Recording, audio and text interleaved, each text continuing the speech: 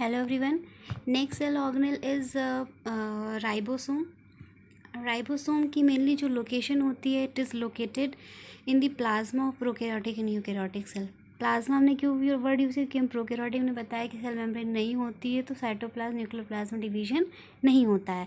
तो mainly plasma में present होता है. लगभग प्रोकैरियोटिक यूकैरियोटिक दोनों में ही प्रेजेंट होते हैं.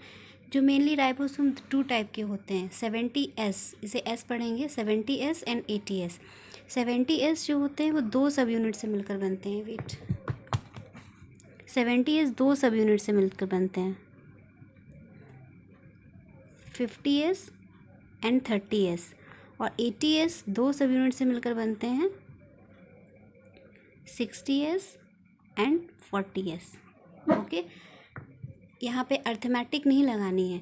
सिंपल इस तरीके से 2 यूनिट्स होती हैं. जैसे इस तरीके से यूनिट होती है और नेक्स्ट यूनिट जो है वो इसकी कॉम्प्लीमेंट्री होती है. ठीक है, तो दो सब यूनिट्स होती हैं. दोनों सब यूनिट्स जो है मैग्नीशियम आयन की प्रेजेंस में ये दोनों सब यूनिट जुड़ जाती हैं और एक यूनिट बनाती है जिसको हम राइबोसोम कहते हैं. तो इस तरीके से 2 यूनिट जो है अटैच होके एक राइबोसोम का फॉर्मेशन करती हैं. ठीक है, एस यहाँ जो है, S is stand for sediment coefficient. Okay, sediment coefficient means मतलब जो ये दोनों सब यूनिट्स होती हैं, सेंट्रीफ्यूगेशन आपने पढ़ा होगा. किसी चीज़ को बहुत तेज़ी से घुमाते हैं तो वो पेरीफेरी पे जाके अटैच हो जाती है, मतलब पेरीफेरी की तरफ मूव करती है. तो सेंट्रीफ्यूगल इसको बहुत तेज़ी से इसको राउंड कराया जाता है, घुमाया जाता है. तो जिस यूनिट पर आके रुकती हैं उसी बेस पे इनका नाम दिया गया है. तो ये 50S पे आके रुकती है. इसकी 2 सब यूनिट्स हैं, 50S और 30S. तो ये एक 50S पे आकर रुकेंगी, एक 30S पे आकर रुकेगी. अगेन 80S में एक 60S पे आकर रुकेगी, एक 40S पे आकर रुकेगी. तो 70S में 2 सब यूनिट होती हैं, 50S और 30S. और 80S में 2 सब यूनिट होती हैं, 60S और 40S. आपसे ये पूछा जा सकता है कि राइबोसोम की सब यूनिट्स कौन कौन सी होती हैं. 70S जो राइबोसोम होता है मेनली प्रेजेंट इन प्रोकैरियोटिक, ये प्रोकैरियोटिक सेल में प्रेजेंट होता है. And 80S ribosome present in eukaryotic cell. Okay, तो ये और इसके ये जो 2 सब यूनिट्स होती हैं ये मैग्नीशियम आयन के प्रेजेंस में कंबाइंड होती हैं और राइबोसोम्स का फॉर्मेशन करती हैं. फंक्शन की बात करें तो सोल फंक्शन है राइबोसोम का प्रोटीन सिंथेसिस. इसका सिर्फ एक काम है प्रोटीन सिंथेसिस करना. जहाँ पर भी ये प्रेजेंट होगा सिर्फ एक इसका फंक्शन होगा प्रोटीन को बनाना, प्रोटीन की सिंथेसिस करना. कोई भी सेल होगी अगर तो उसमें इस तरीके से डॉट लाइक स्ट्रक्चर की तरह प्रेजेंट होते हैं, लेकिन इनका डिटेल स्ट्रक्चर देखोगे तो 2 सब यूनिट से मिलकर बनते हैं. Okay, it is all about ribosome. Mainly ये प्लाज्मा में प्रेजेंट होते हैं. 2 टाइप के होते हैं, 70S एंड 80S. दोनों की सब यूनिट अलग अलग होती हैं. 70S जो होता है वो 50S और 30S से मिलकर बनता है. और 80S हमारा 60S और 40S से मिलकर बनता है. ये प्रोकैरियोटिक सेल में प्रेजेंट होता है and 80S present in eukaryotic cell. The function is protein synthesis. Okay, next our cell organelle is Golgi body. Golgi body is mainly discovered by Camillo Golgi ने इसको डिस्कवर किया था. इसका structure में आपको 3 इस तरीके से स्ट्रक्चर्स प्रेजेंट होते हैं. लॉन्ग ट्यूब्यूल्स स्ट्रक्चर्स होते हैं इस तरीके से. ठीक है, लॉन्ग ट्यूब्यूल्स स्ट्रक्चर्स होते हैं इस तरीके से. ये वेसाइकल्स हैं और ये जो लॉन्ग ट्यूब्यूल्स हैं इनको हम सिस्टर्नी कहते हैं. और एक और बना लेते हैं.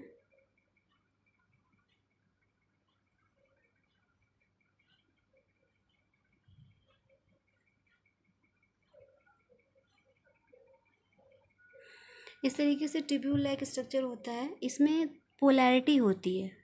पोलैरिटी मीन्स ये आप देख रहे हो इस तरीके ये होता है, ये कॉनकेव साइड है and this one is convex side. इसी वजह से इसमें पोलैरिटी होती है. ये साइड आपकी कॉनकेव साइड होती है and this is convex side. ठीक है, लॉन्ग ट्यूब्यूल्स होती हैं. सारी ट्यूब्यूल्स एक दूसरे से कनेक्टेड होती हैं like this. these tubules are connected to each other. तो सिंपली लोकेशन इनकी कैसे होती है एग्जैक्टली मेन, जब डायग्राम आप ड्रॉ करते हो तो लोकेशन बनाने में गड़बड़ होती है। जैसे सपोज़ ये आपका न्यूक्लियस प्रेजेंट है,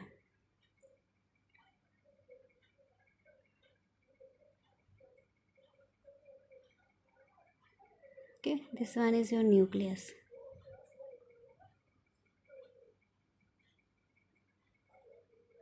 यहीं पर आपकी अभी आगे बढ़ोगे एंडोप्लाज्म रेटिकुलम प्रेजेंट होती है और ये गोल्जी बॉडी है। जैसे अगर ये सेल है, ठीक है, तो सेल में जो ये कॉनकेव साइड होती है ये प्लाज्मा मेम्ब्रेन की तरफ होती है, और कॉन्वेक्स साइड जो है न्यूक्लियस की तरफ प्रेजेंट होती है। इस बात का ध्यान रखना। जब आप डायग्राम प्रॉपर अभी सेल का आपको हम सेंड करेंगे, सेल का जो डायग्राम आपको लेसन जहाँ से स्टार्ट होगा वहाँ फर्स्ट पेज पे ड्रॉ करना है आपको। सबसे पहले ये diagram plant cell animal cell का लगेगा। तो प्लांट सेल और एनिमल सेल का डायग्राम बनाते समय इस चीज़ का ध्यान रखना है कि पोलैरिटी मेंटेन होनी चाहिए, यानी जो कॉनकेव साइड है, यहाँ तो बहुत एनलार्ज करके दिखाया है, लेकिन जब सेल आप देखोगे नॉर्मली तो सेल में सिर्फ इस तरीके से स्ट्रक्चर होता है, ऐसे ही दिखाते हैं, ज़्यादा लार्ज नहीं दिखाते हैं। तो ये सिंपली क्या करते हैं, तो इस ये कॉनकेव साइड जो होती है प्लाज्मा मेम्ब्रेन की तरफ होती है, और कॉन्वेक्स साइड जो है ये न्यूक्लियस की तरफ होती है। ओके, तो this is structure of the Golgi body. इसमें एक लॉन्ग ट्यूब्यूल्स होती हैं, और ये जो वेसाइकल्स आप देख रहे हो सिंपली इसका जब फंक्शन पढ़ते हैं तो फंक्शन में इसका इंपॉर्टेंस समझ में आता है कि इसमें सिंपली क्या होता है। जैसे ये न्यूक्लियस है, न्यूक्लियस मैंने बताया control room of the cell है। एंडोप्लाज्मिक रेटिकुलम यहाँ से अटैच होती हैं। एंडोप्लाज्मिक रेटिकुलम में जिन चीज़ों की सिंथेसिस होती है, एंडोप्लाज्मिक रेटिकुलम में आप आगे पढ़ोगे कि प्रोटीन लिपिड की सिंथेसिस होती है। तो अब ये ट्रांसपोर्ट होती हैं गोल्जी बॉडी में। गोल्जी बॉडी में जब ये ट्रांसपोर्ट होती हैं तो जब ये ट्रांसपोर्ट होती है तो गोल्जी बॉडी किनारे की तरफ, जैसे सपोज़ ये आपकी वेसाइकल है, ठीक है, ये वेसाइकल धीरे धीरे कोई चीज़ कलेक्ट होगी तो इस फॉर्म में आएगी, और धीरे धीरे ये मेम्ब्रेन जो है इस तरीके से फ्यूज़ होने लगती है, और एक मेम्ब्रेन यहाँ क्रिएट हो जाती है, और ये वेसाइकल जो होती है सेपरेट हो जाती है। मीन्स इस तरीके का प्रोसेस है। पहले ये इस तरीके से वेसाइकल्स बनेंगी, ठीक है, फिर ये वेसाइकल धीरे धीरे इन्वेजिनेट होगी, यानी गैप धीरे धीरे कम होता जाएगा, और एक टाइम आएगा ये गैप पूरी तरीके से ख़त्म हो जाएगा, यानी यहाँ से सेपरेट हो जाएगी। तो ये वेसाइकल एक राउंड स्ट्रक्चर के फॉर्म में अलग आ जाती है। और ये फिर इसके बाद यहाँ पे सेल की जो प्लाज्मा मेम्ब्रेन होती है इससे अटैच होती है, फिर ये अगेन अटैच, और अटैच होने के बाद जो भी कंटेंट है ये सेल के बाहर रिलीज़ कर देती है। इस प्रोसेस को हम एक्सोसाइटोसिस कहते हैं, यानी एक्सो मीन्स आउटसाइड, साइटोसिस मतलब सेल, यानी कोई भी सब्सटेंस सेल के बाहर निकल जा रहा है। ओके, तो ये मेनली क्या करते हैं, तो इनका फंक्शन क्या दिख रहा है आपको कि यहाँ न्यूक्लियस के कंट्रोल में जो भी चीज़ सिंथेसिस हो रही है वो इसके ट्रांसपोर्टेशन में हेल्प कर रही है। तो इसीलिए जो है इसको हम traffic police of the cell कहते हैं, because it help in transportation of protein, lipids या एंजाइम्स। डिफरेंट जो लिपिड, प्रोटीन, एंजाइम की सिंथेसिस सेल्स में होती है उनके ये ट्रांसपोर्टेशन में हेल्प करते हैं। ठीक है, एक और इसका फंक्शन है, it help in formation of acrosome. जब आप अभी स्पर्म का स्ट्रक्चर आगे पढ़ोगे तो आगे की तरफ इस तरह से मेम्ब्रेन होती है, इसको हम एक्रोसोम कहते हैं। तो इसके फॉर्मेशन में हेल्प करनी है, अभी आप इसको लर्न कर लीजिए, आगे चैप्टर्स में आप इसको डिटेल में पढ़ोगे। तो मेनली 3 फंक्शंस होते हैं गोल्जी बॉडी के। ओके, तो सिंपली गोल्जी बॉडी में क्या है, ट्यूब्यूल लाइक स्ट्रक्चर्स होते हैं। ये ट्यूब्यूल्स क्या करती हैं, ट्रांसपोर्ट करती हैं, ट्रांसपोर्ट करने के बाद ये धीरे धीरे कलेक्शन करती हैं, तो कलेक्ट करके एक वेसाइकल के फॉर्म में आ जाती हैं।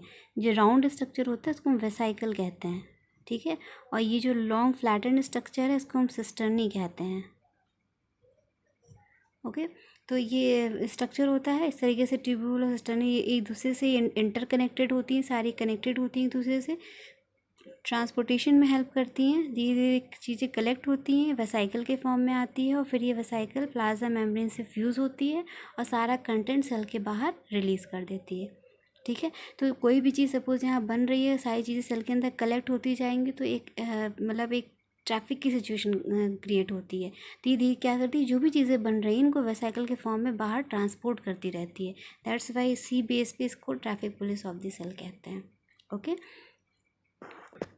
वन मोर थिंग, यहाँ हमने बताया कि इसमें पोलैरिटी डेवलप होती है। तो पोलैरिटी में ये जो फेस है, जो जैसे यहाँ पर देखिए, सपोज़ ये आपकी इस तरीके से ये है गोल्जी बॉडी का स्ट्रक्चर, तो ये जो कॉनकेव साइड है इसको हम फेस कहते हैं, और इस वाले को हम सिस फेस कहते हैं या सिस प्लेट कहते हैं, ठीक है। So it is all about it is all about Golgi body। Flat and long flatten structure होते हैं जो एक्यूमुलेट होकर वेसाइकल का फॉर्मेशन करते हैं। ये वेसाइकल प्लाज्मा मेम्ब्रेन से फ्यूज़ होके कंटेंट को बाहर रिलीज़ कर देती है, ठीक है। इसमें स्ट्रक्चर में अगर आपको होगा तो स्ट्रक्चर अगर एक्सप्लेन करोगे तो मेनली ट्यूब्यूल लाइक स्ट्रक्चर होता है जो एक दूसरे से इंटरकनेक्टेड होता है। इसमें पोलैरिटी डेवलप होती है, concave side and convex side. जो कॉनकेव साइड होती है इसे हम ट्रांस फेस कहते हैं, और जो कॉन्वेक्स साइड होती है इसे हम सिस फेस कहते हैं, ओके। तो ये स्ट्रक्चर में आप एक्सप्लेन कर दोगे कि लॉन्ग ट्यूब्यूल्स होती हैं, इंटरकनेक्टेड होती हैं, ट्रांस और सिस फेस होती हैं, प्रेजेंट होती हैं। और फंक्शन में traffic police of the cell, it help in formation of acrosome and also help in transportation of protein, lipid and enzyme, okay। This is all about Golgi body. In next video we will talk about next cell organelle. Thank you.